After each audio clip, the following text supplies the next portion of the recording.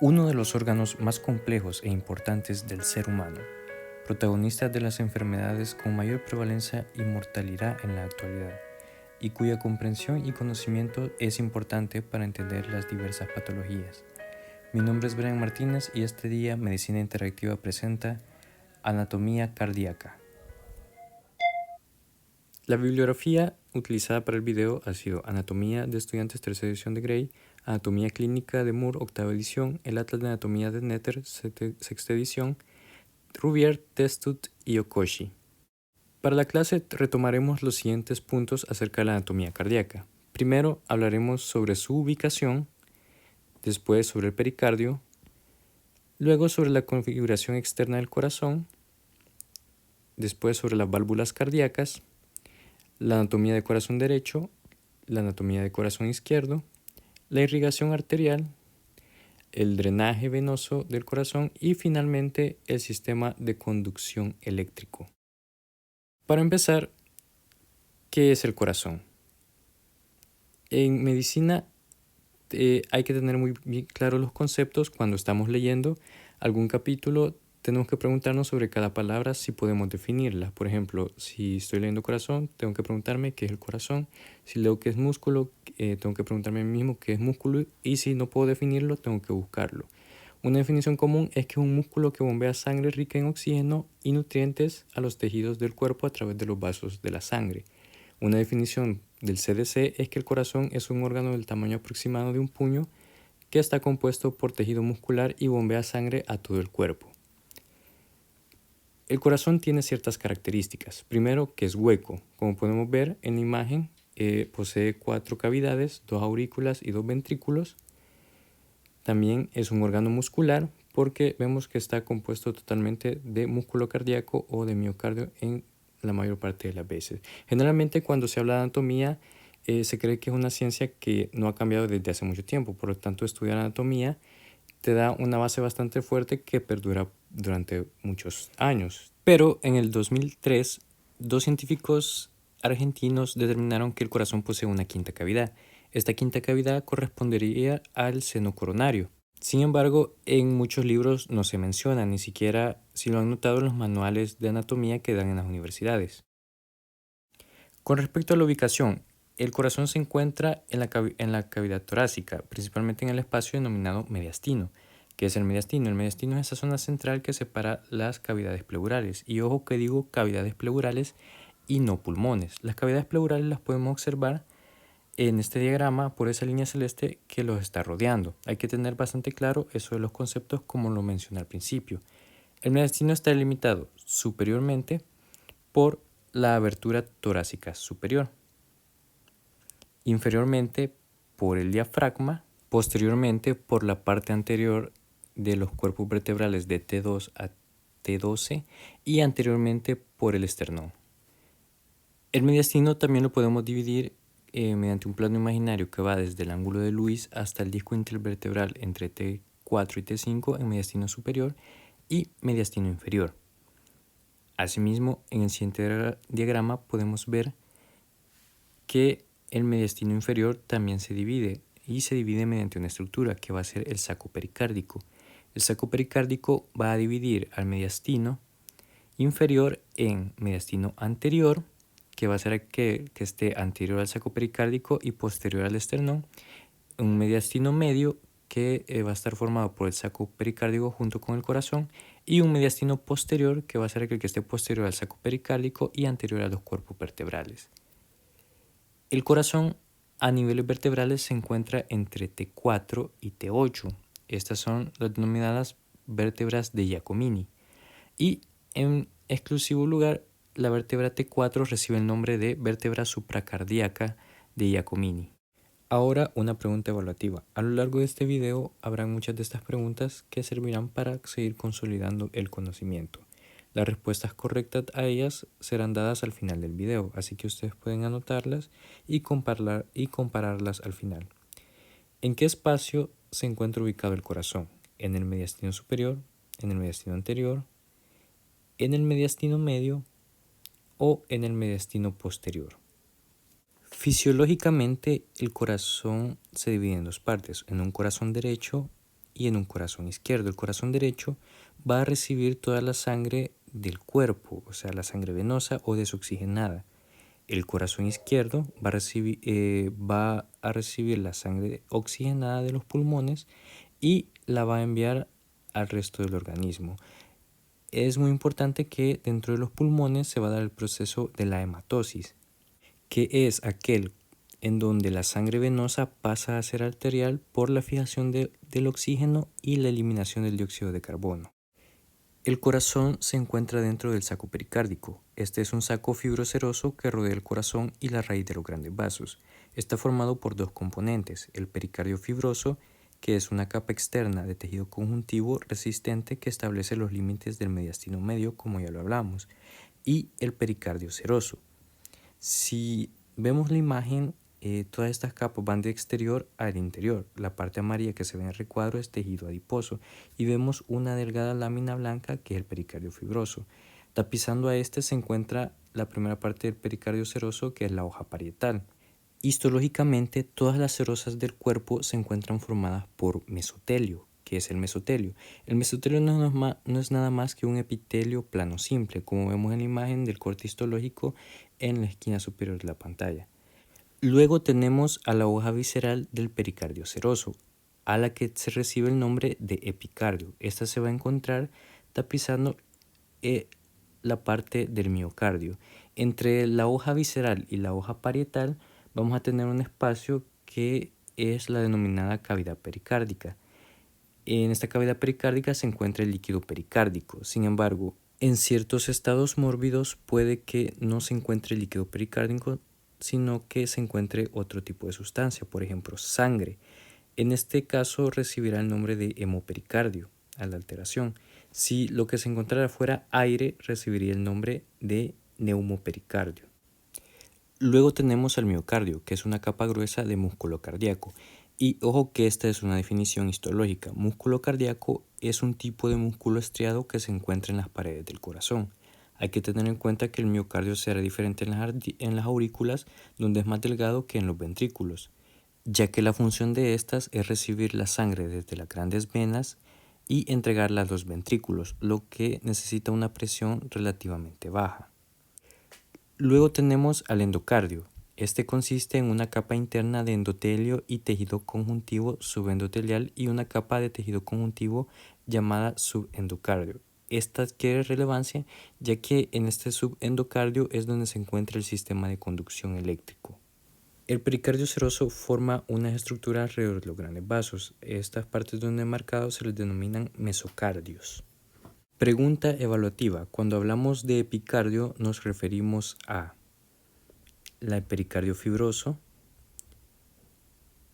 la hoja visceral del pericardio seroso, la hoja parietal del pericardio seroso o la hoja visceral del pericardio fibroso.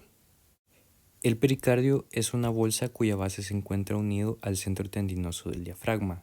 Anteriormente se une a la superficie posterior del esternón a través de los ligamentos esternopericárdicos. Como hablamos en la diapositiva anterior, el pericardio seroso forma estas estructuras alrededor de los grandes vasos. Si está en las arterias, como en la aorta o en el tronco pulmonar, se denomina mesocardio arterial. Si está en las venas, como vemos ahí en la vena cava, se denomina mesocardio venoso. Si vemos el recuadro, aquí tenemos una imagen más ampliada sobre lo que es la cavidad pericárdica. Tenemos aquí el pericardio fibroso y si vemos más de cerca hay una hoja más delgada que es el pericardio seroso parietal, que está cubriendo el pericardio fibroso. Este va a formar el mesocardio alrededor del grande vaso y da una especie de vuelta para convertirse en la hoja visceral que va a tapizar al miocardio y así formar la cavidad pericárdica. El pericardio tiene ciertas funciones. Entre estas se encuentran que sus inserciones ayudan a mantener la posición del corazón dentro de la cavidad torácica, o sea, una función de contención. También limita la distensión cardíaca en el momento del latido. Su irrigación está dada por las ramas de la torácica interna, la pericardiofrénica, la musculofrénica y la frénica inferior. Y la inervación está producida por los nervios frénicos. Ahora la pregunta evaluativa. La presencia de pus en la cavidad pericárdica se denomina como piopericardio, hemopericardio, neumopericardio o quilopericardio. Retomando lo que dijimos anteriormente, la capa parietal del pericardio seroso se continúa con su hoja visceral en torno a la raíz de los grandes vasos, formando deflexiones. Estas deflexiones van a formar los llamados senos pericárdicos. Son dos deflexiones, una superior que rodea las arterias y una posterior que rodea las venas. Una comunicación entre las dos zonas de reflexión es el seno pericárdico transverso, que también recibe el nombre de fondo de saco de Taylor. Este seno va a servir para separar arterias de venas, más que todo en procesos quirúrgicos. Como podemos ver en la imagen, el dedo enguantado separa la aorta y el tronco pulmonar de la vena cava y las venas pulmonares por detrás. Ahora bien, la deflexión que rodea las venas tiene forma de J y el fondo de saco que se forma al interior de esta, que está posterior a la aurícula izquierda, se llama seno pericárdico oblicuo o también llamado fondo de saco de Haller. Este fondo también tiene importancia quirúrgica, ya que si introducimos el dedo índice y medio desde el ápex del corazón, vamos a llegar hasta el fondo de saco de Haller y vamos a lograr que el corazón tome la posición que se ve en la imagen superior. Configuración externa. En la configuración externa vamos a abarcar los surcos, las orejuelas y las caras y bordes del corazón. Los surcos del corazón. Primero vamos a encontrar al surco coronario. Rodea el corazón separando las aurículas de los ventrículos y en su recorrido en torno al corazón contiene ciertas estructuras, entre ellas la arteria coronaria derecha, la vena cardíaca menor, el seno coronario y la rama circunfleja de la arteria coronaria izquierda. Luego vamos a encontrar, separando ventrículo izquierdo de ventrículo derecho, al surco interventricular anterior, cumpliendo la misma función, solo que en la parte posterior vamos a encontrar al surco interventricular posterior. Y aquí, si ven la imagen de la derecha, se va a formar una estructura llamada la cruz de Haas, que se forma por la unión del surco interauricular, el surco interventricular posterior y el surco coronario, como lo he marcado allí. Esto tiene relevancia en lo que respecta a la dominancia de la irrigación cardíaca, ya que la arteria, ya sea coronaria izquierda o coronaria derecha, que emita la rama interventricular posterior o descendente posterior, será quien tenga la dominancia en la irrigación del corazón. Las orejuelas. Si vemos aquí una definición de lo que significa aurícula, etimológicamente del griego, que quiere decir pequeña oreja. Y la definición de orejuela es que es una bolsa muscular en forma de oreja que externamente cubre la aorta ascendente. Por eso es que surge el debate de que a las aurículas, hablando sobre la cavidad, se les debe llamar atrios, porque aurícula lo que quiere decir es orejuela. Vamos a encontrar dos en el corazón, una orejuela o aurícula derecha y una orejuela o aurícula izquierda. Estas orejuelas interiormente en las cavidades vamos a tener que su pared está tapizada por músculos pectíneos. ¿Para qué sirven estos músculos pectíneos? Ya que las orejuelas tienen forma de bolsas, esta forma anatómica que tienen las hace propensas a que se acumule sangre en ellas. Entonces los músculos pectíneos evitan esa éstasis de sangre, evitando también que se formen coágulos. Aquí en la imagen superior derecha encontramos un procedimiento quirúrgico que es el cierre de la aurícula izquierda, que se realiza generalmente cuando hay fibrilación auricular. Y finalmente en este video abordaremos sobre las caras y los bordes del corazón. El corazón, como ya sabemos, tiene una forma piramidal y está formada por superficies, caras y bordes. Primero, la cara anterior va a estar formada en mayor parte por el ventrículo derecho y por parte de la aurícula derecha, además de una parte del ventrículo izquierdo. Es la imagen que generalmente encontramos en cualquier libro de anatomía y es lo que corresponde al área precordial. Luego tendremos la superficie pulmonar izquierda o también llamado borde izquierdo o cara lateral izquierda. Está formada por el borde del ventrículo izquierdo y por parte de la aurícula izquierda.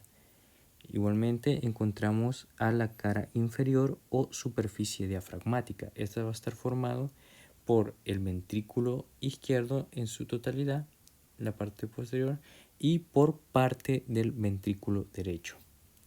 También vamos a encontrar la cara pulmonar derecha o cara lateral derecha o borde derecho, que va a estar formada solamente por la aurícula derecha.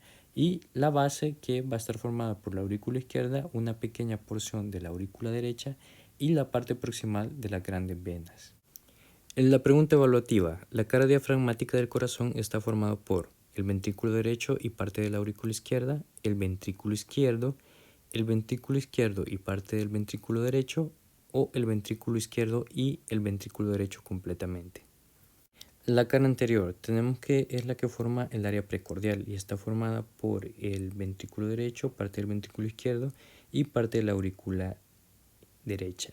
Tenemos ahí en esa imagen de un corazón real, podemos identificar a la aorta ascendente, a la orejuela, al atrio derecho, el surco coronario muy bien definido, el ventrículo derecho. Con respecto a la cara inferior o diafragmática, vamos a tener la ya mencionada cruz del corazón o cruz cordis, o también llamada cruz de Haas, que va a definir la dominancia cardíaca. En ese otro esquema tenemos donde está insertado la cara diafragmática. Vemos que se encuentra ubicado en el centro tendinoso o centro frénico del diafragma. De ahí su nombre. Este centro también tiene el nombre de espejo de Van Helmont.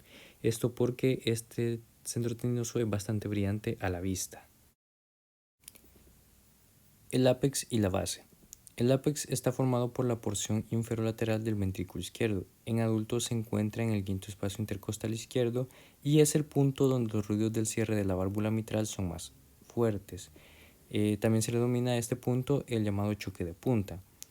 Las ubicaciones de la base y el ápex son contrarias. Vemos que el ápex está ubicado hacia abajo, hacia adelante y hacia la izquierda. En caso contrario, la base se encuentra hacia atrás, hacia arriba y hacia la derecha. Ahora las respuestas hacia las preguntas evaluativas. ¿En qué espacio se encuentra ubicado el corazón? Mediastino superior, anterior, medio o posterior. La respuesta correcta era mediastino medio. Recordemos que el saco pericárdico forma el mediastino medio. Dentro de él se encuentra el corazón y este a su vez va a dividir el mediastino inferior en anterior, medio y posterior. Cuando hablamos de epicardio nos referimos a pericardio fibroso, nos estamos refiriendo hacia la hoja visceral del pericardio seroso. Recordemos que este es el que tapiza externamente el miocardio. La presencia de pus en la cavidad pericárdica se denomina, la respuesta correcta era piopericardio. También hay que dominar sufijos y prefijos en medicina. Pio es el prefijo para pus. La cara diafragmática del corazón está formado por, la respuesta correcta es ventrículo izquierdo y solamente por parte del ventrículo derecho. Síganos en nuestras páginas de Facebook como Medicina Interactiva, en Instagram nos encontramos como @medicinainteractivasb y en nuestro canal de YouTube SB Medicina Interactiva.